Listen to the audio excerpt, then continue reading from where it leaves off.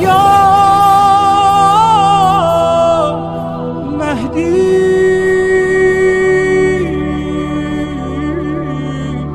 مددی. دوسری چیز، اچھا یہی وجہ ہوتی ہے جب آپ کتابیں نہیں پڑھیں گے، معاشرہ جب پڑھا لکھا نہیں ہوگا تو ادھر بیٹھنے والا بھی میرے جیسا جاہل ہی آئے گا. ظاہر ہے جب آپ کچھ نہیں پڑھیں گے تو میں بولا ان کو تو کچھ بھی نہیں آتا، چلو بھائی کچھ بھی ان کو سنا دو، یہ تو واہ واہ کر کے گھر چلے جائیں گے، ان کا کیا ہے.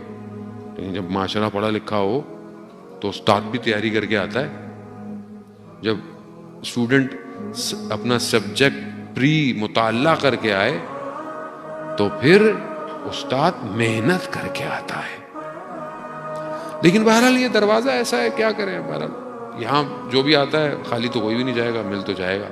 وہ مشہور واقعہ نجف کا کہ ایک طالب علم مولا کی زری کو گڑ گڑا کے مولا کچھ عطا کر دیں، مولا کچھ دے دیں، بہت گریہ کیا تو امام نے بہرحال آ گئے، اس کو کہا بسم اللہ پڑھو.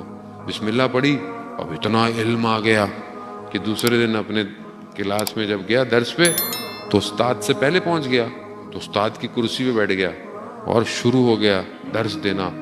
اب اتنا درس دینے لگا کہ اس نے بولا تو ایسے میں استاد آ گیا تو استاد نے اس کے کان میں جا کے کہا کہ جس نے تمہیں بسم اللہ پڑھائی ہے اس نے مجھے پوری الحمد پڑھائی ہے.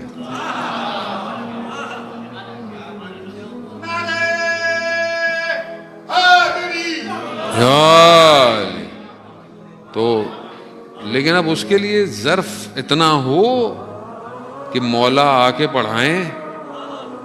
اب سب اس چکر میں رہیں کہ ہم مولا پڑھائیں گے، ایسا تھوڑی ہوگا. بہرحال زحمت تو کرنی پڑے گی اس جانے محترم. اب یہ ہے کہ بیوی کو قرآن کی تلاوت بہت اچھی لگتی ہے.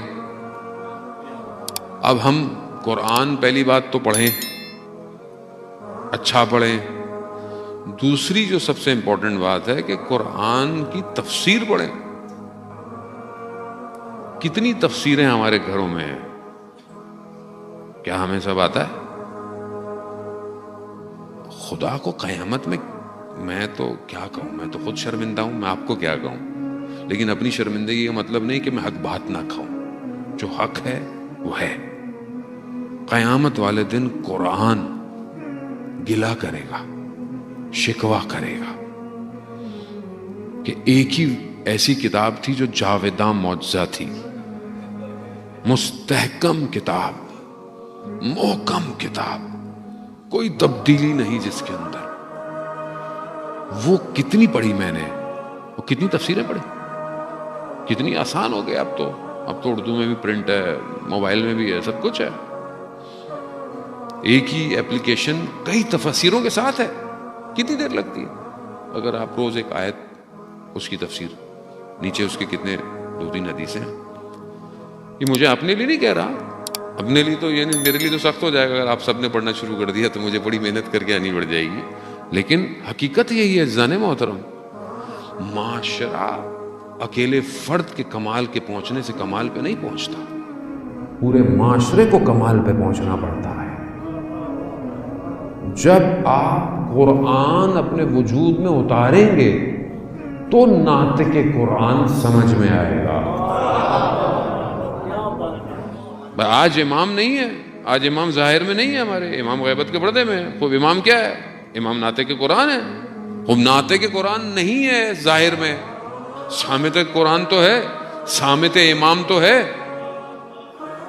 تو اس کو تھامے پڑھیں عزیزان محترم، ہوم ورک بنائیں اپنا. اگلے یہ آیت کیا پوائنٹ کہہ رہی ہے، کوئی تفسیر لیں، ڈاؤن لوڈ کریں، کچھ بھی کریں، اپنے لیے اسٹریٹجی بنائیں. قومیں ایسے نہیں چلتی ہیں عزیزان محترم. تفسیر سب سے آسان تفسیر نور ہے، آغا محسن کراتے کی آسان ہے. سب سے پوائنٹس میں ایک آیت 3-4 پوائنٹ. یہ آیت کیا پوائنٹ کہہ رہی ہے؟ بہترین ہے.